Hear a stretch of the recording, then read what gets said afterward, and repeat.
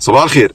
بصوا يا جماعه، اكتر حاجه الناس بتعملها كل يوم ان هي بتكتب ايميلات او بتقرا ايميلات او بتكتب تقارير او بتقرا تقارير، بتكتب بروبوزال، بتعمل اي حاجه. بس للاسف معظم الشركات ما بتهتمش ان هي تدرب الناس على الكلام دوت، ومعظم الافراد ما بيهتموش ان هم يطوروا من طريقتهم في الكتابه. ما بيفتحوش الكتب بتاعت البيزنس رايتنج. البيزنس رايتنج ده بقى له كتب وبقى بقى علم، يعني بقى له اصول.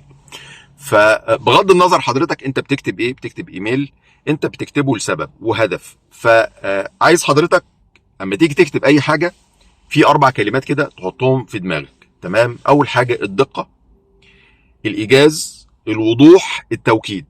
ايه ال4 حاجات دول؟ ال4 حاجات دول حضرتك فكر فيهم وانت بتكتب اي حاجه، كتابتك هتطلع مظبوطه. تمام؟ اول حاجه الدقه. انت حضرتك بتكتب ايميل علشان تدي معلومه، طالب من ناس، بتدي فيدباك، طالب من الناس ان هم يدوك فيدباك. المهم في الاخر انت بتكتب شويه ارقام، بتكتب شويه حقائق، بتكتب شويه تعليمات. فلازم الاكيورسي، لازم الدقه بتاعت الكلام اللي انت بتكتبه ده تكون في اعلى مراحلها.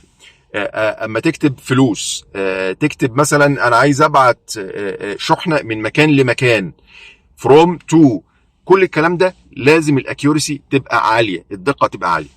تاني نقطه الايجاز.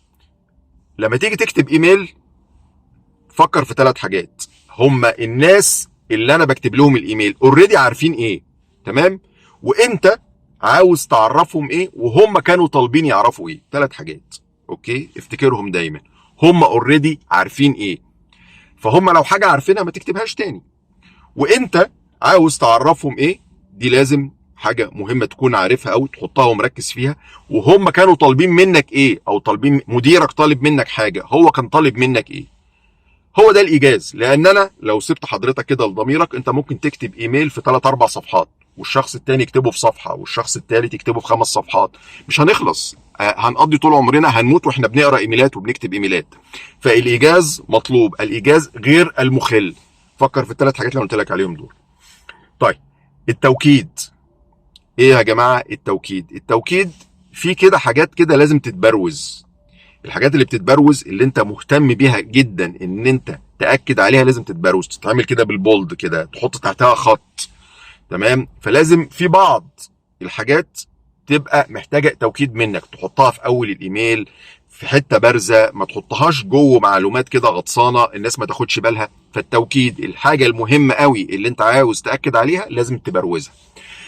والوضوح. الوضوح يا جماعه احنا مشكلتنا واحنا بنكتب الوضوح والغموض. ما تكتبش تعبيرات الناس ما تفهمهاش، ما تكتبش استراكشر كده، جمل او تعبيرات او تركيبات جمل تبقى غامضه.